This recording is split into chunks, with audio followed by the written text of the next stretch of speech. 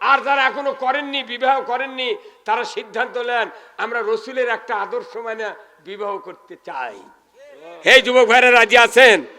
তাহলে আপনি রসুলের সাথে জান্নাতে থাকবেন। কোথায় মুসলমান? তাহলে রসুলের এমন কোনো দিক নাই জীবনের সেটা বাদ দেওয়া যাবে। যুবক মানেন কিভাবে বিবাহ করবেন রসুলের জীবন থেকে শেখেন। আপনি প্রেসিডেন্ট হবেন রসুলের থেকে শেখেন, এমপি হবেন রসুলের থেকে, স্বামী হবেন রসুলের থেকে, বাবা হবেন রসুলের থেকে, নানা হবেন রসুলের থেকে, রাখাল হবেন রসুলের থেকে। আপনি কি হতে চান সব শিখতে হবে রসুলের কাছ থেকে। আপনি ইমাম হবেন, বক্তা হবেন, শিখতে হবে রসুলের কাছ থেকে। কোথায় মুসলমান? আমরা মনে করছি এটা একটা হাসির খবর, নবীর নাম কই যাই হয় তার মধ্যে জান্নাত দিয়ে দিবি। এমনি বহুত দেরি আছে জান্নাতে যাওয়া।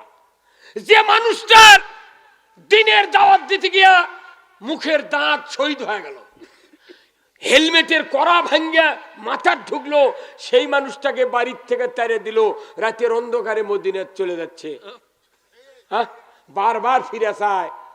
রসুল বলেন হে মক্কার কাবা, কত শ্রীগাল কুকুর, কত কাফের মুশরিক মদিনায় বসবাস করার গ্যারান্টি পালো রে। আর আমি মুহাম্মদ কি অপরাধ করেছি তুমি আমাকে রাখতে পারলে না? রসুল মক্কার থেকে বেরিয়ে যায়, সাফা মারওয়ার চিপা দিয়া মাতাবের ভেতর দিয়া যখন হযরতে আবু বকর সিদ্দিক রাদিয়াল্লাহু তাআলা আনহুর বাড়ির দিকে চলে যান, পেছন ফিরে তাকায়, বারবার তাকায়, কাবার দিকে ইশারা করে, কাবারে তুমি কত মানুষকে রাখলে বুকে করে, আর আমাকে তুমি তাড়িয়ে দিচ্ছ।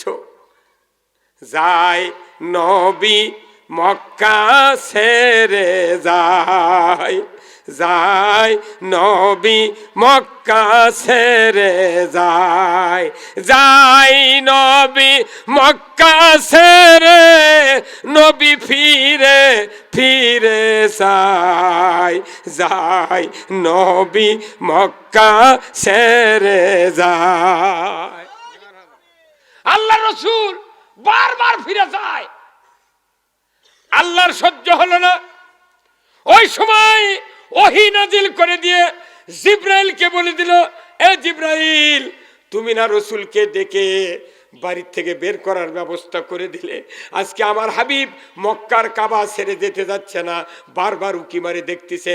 আমি এক্ষুনি তোমাকে বলে দিলাম, যাও আমার হাবিবের কানে কানে বলে দাও, এমন একদিন আসবে এই কাবার ভেতরে তুমি ঢুকবে, এই কাবা তুমি দখল করবে।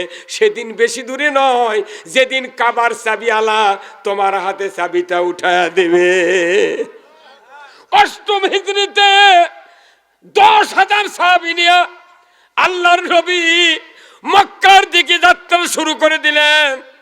মক্কার দিকে যখন যাত্রা শুরু করে দিলেন, আল্লাহর নবী বক্তব্য দিলেন, ও মক্কাবাসীরা, যারা তোমরা নিজের ঘরে অবস্থান করবে, যারা তোমরা আবু সুফিয়ানের বাড়িতে অবস্থান করবে, আর এরা থাকবে নিরাপদে, আর যারা রাস্তায় ঘোরাফেরা করবে আমাকে বাধা দেওয়ার চিন্তা করবে, তাদের কাউকে আমরা ক্ষমা করব না। যে জায়গায় পাবো ওই জায়গায় তাদেরকে ধরাশায়ী করব। হ্যাঁ সবাই বললেন না ঠিক? হ্যাঁ সবাই বলেন ঠিক। আল্লাহ রসুল বক্তব্য দিলেন, দেওয়ার পর দেখা গেল আবু সুফিয়ানের বাড়ির মানুষ জমায়েত হলো, আল্লাহ নবী কিছু বললেন না, যার যার বাড়ির মধ্যে থাকলো কিচ্ছু বললেন না। আর যারা যারা রাস্তা ঘুরলো, রসুল এবং সাহাবীদের হুঙ্কারে ওরা ধারিয়ে দৌড় পাহাড়ের গুহার দিকে। আল্লাহু আকবার।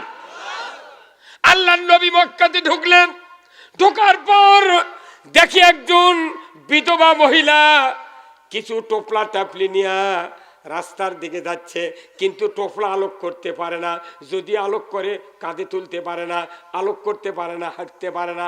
এইভাবে খুব কষ্ট করে হাসর পাথর করে মক্কা ছেড়ে মক্কা ছেড়ে অন্য কোনো এক জায়গায় আত্মগোপনের জন্য কিংবা নিরাপদ জায়গায় যাওয়ার জন্য চেষ্টা করতেছে। ইন দি মিন টাইমে রসুল এসে বিধবার সামনে হাজির। রসুল বললেন, ও মা, বিধবা মা, কোথায় যাবে, এত কষ্ট করছো কেন এই বুড়ি বয়সে, তোমার কি সন্তানাদি নাই? বলে বাবা সন্তানাদি নাই, কিন্তু কিছু আছে, কিন্তু তারা আমার কাছে এখন নাই, তারা যার যার মতো জীবন বাঁচানোর জন্য আমাকে ফেলে রেখে চলে গেছে। ও বাবারে, আমি যেতে যাচ্ছি কিন্তু পারছি না, টোপলাটা আলোক করতে নিতে পারছি না, খুব কষ্টে আছি, এত দেরি আর করাবো না। বাবা তুমি কে, তুমি চলে যাও, আমি একটু তাড়াতাড়ি করে নিরাপদ জায়গায় যাব, তুমি চলে যাও, আমাকে টাইম লস করো না। এইবার মুহাম্মদ সাল্লাল্লাহু আলাইহি ওয়াসাল্লাম বললেন, ও বিধবা মা, ও বুড়ি মা, কোথায় যাবেন আপনি? বলে আমি যাব এই মক্কার থেকে অনেক দূরে পাহাড়ের নিরাপদ জায়গায়। কারণ কি? বলে আজকে নাকি আব্দুল্লাহর বেটা মুহাম্মদ আসতেছে, যাকে পাবে তাকে মারবে। এই খবর পাওয়া মাত্রই সবাই চলে গেছে, আমিও যাওয়ার জন্য রেডি, কিন্তু টোপলার আমি ভার সহ্য করতে পারছি না, আমিও নিতে পারি না, যেতেও পারি না, কষ্ট, কখন যেন আব্দুল্লাহর বেটা মুহাম্মদ এসে আমাকে হত্যা করে। রসুল বলছেন, বুড়িমা তাহলে টোপলা কত দূর নিয়ে যাওয়া লাগবে? বলে বাবা আমি একটু দূরে যাবো, তো কি কও, তোমাকে যদি এই টোপলাটা আমি বয়া দিয়ে আসি নিরাপদ জায়গায়, তুমি আমার থেকে নিবে? কোথায় বাবা তাহলে ভালোই হলে হয়নি।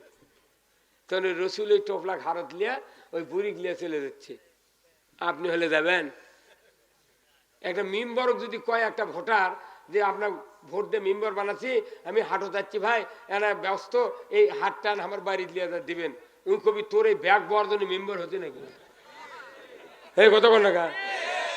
হ্যাঁ, এমনি মেম্বারের রাত্রের ছয় আর বউ কয় আগামীকাল শুক্রবার হাট, উমরপুরে হাট, খবরদার 8টার মধ্যে যেন আমাকে ডাক দেয় না কেউ। এতই ঘুম। অথচ এবার লিখিছে হ্যান্ডবেলত, ওই পোস্টারের, ওই ভোটের পোস্টারত, সৎ, যোগ্য, নির্ভীক, সমাজ সেবক, গরিবের বন্ধু, অন্যায়ের প্রতিবাদী কণ্ঠ। এইদিকে আবার আগের মেম্বার তারা আমাকে ওইদিকে আসছিল, তারা 1800 টাকা দিয়ে 30 কেজি গমের কাঠ বেচে খাবে। আবার ভোটের দ্বারে লেগেছে অন্যায়ের প্রতিবাদী কণ্ঠ। একটা মানুষ আর প্রতিবাদ করেনি রে। আর আমরা 2-3 রাকাত মাগরিব পড়বেন লেগে যদি 2 রাকাত সালাম ফিরাই, মূর্খ মানুষ কয় আল্লাহু আকবার, কত হুজুর নামাজ ভুল হতে, তে উই যে বেচা খালো, আর ভুল কখন ধরবো? হে জুয়েল ভাই কখন ধরবেন এরা? ও হুজুর কেন উল্লা দেওয়া যায়, আর ওর কেন উল্লা দিতে ভয় হয়? 5 জনের কামান সোজা করবি নাকি? হ্যাঁ কথা কন। রসুলের আদর্শ কি বুঝতে? বুড়িমা তাহলে আপনি যেটি যাবেন সেটি দিয়ে আসি। কয় বা ভালি হলেনি। আল্লাহর নবী কাঁদি উঠায় নিলেন, বুড়িমা যাচ্ছে, যাইতে যাইতে যাইতে পাহাড়ের অদূরে একটা গহীন জায়গায় নিয়ে যা। রসুল এই জায়গায় বললেন এখানে থাকতে পারবে মা? বলে হ্যাঁ পারবো। তাহলে বুড়িমা তুমি এখানে থাকো, আমি চলে গেলাম। তখন বুড়িমা বলতেছে বেটারে তোর বাড়ি কোনটি? কয় বাড়ি দিতে হোক, শোনার দরকার নেই। কোথে না বুড়িমা, কোথে না, বল বাবা এই বিপদের সময় জীবন বাঁচানোর জন্য তুই যে ব্যাগটা আগে দিল, টোপলাটা আগে দিল, তাহলে তুই তুই কোনটি বাড়ি আনার নাম কবা, তোর নামে আমি দোয়া করবো আল্লাহর দরবারে। আল্লাহর নবী চোখের পানি ছেড়ে দিয়ে বললেন, ও বুড়িমা, ও বুড়িমা, যার ভয়ে আপনি বাড়ি ত্যাগ করে, সন্তান সন্ততির মহব্বত ত্যাগ করে, সকল সংসারের জিনিসপত্র বাদ দেয়া শুধুমাত্র একটা টোপলা নিয়া পালিয়ে গিয়া জীবন বাঁচানোর চিন্তা ভাবনা করছেন, ও বুড়িমা, যে লোকের ভয়ে আমি হলাম সেই লোক আব্দুল্লাহর বেটা মুহাম্মদ। বিধবা বলে, ও গো বেটা, তোর মতো ভালো লোক তো এই মক্কাতে আর দেখি না, তাহলে তোর বিরুদ্ধে কেন এত কথা বললো? ভালো মানুষের বিরুদ্ধে কোনো কথা বলে, কথা বল না, ভালো মানুষের বিরুদ্ধে কোনো কথা বলে যাতে ওই ভালো লোকটা সমাজে কেউ ভালো না কয়। আমাদের জন্ম যেগুলা গ্রামত, হুজুররা যে গাঁত জন্মেছে একটা মানুষ ভালো কয় না। মরার পর কবি একটা লোকই আছিল রে, মরার পরে কবি, কারণ কি ভালো থাকতে কইলে যদি ভালো কয় তাহলে তো গায়ের মোট মানুষ হরিপক করলিবি, কি হয়েছে সেদিন ভালো বাঁচা থাকতে দুনিয়ার গালেবি, যাহা মরবি কবি একটা লুকিয়ে ছিল রে। কথা কর, এরা সব গায়ের, এটা সুন্নত। আপনি আপনার গ্রামে যতই লেখাপড়া শিখে মৌলবি হন, ওই গায়ের মানুষ কবি ওর পাতে নামাজ পড়বো না।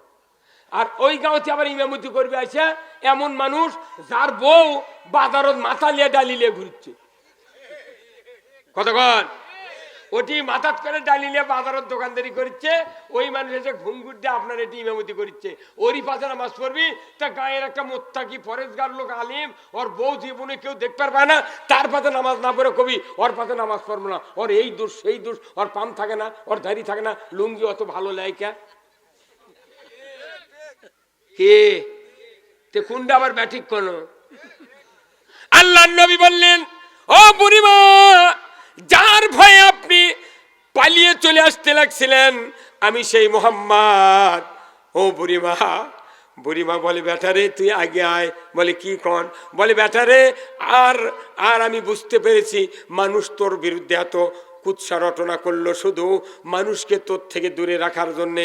বেটারে আর আমি এই জায়গায় থাকবো না, তুমি তাড়াতাড়ি করে আমার এই টোপলাটা নিয়ে আবার আমার বাড়ির ভেতরে রেখে দাও। আবার রসুলের টোপলা নিয়ে এসে বুড়ি রেখে ঘরের মধ্যে ঢুকে দিছে।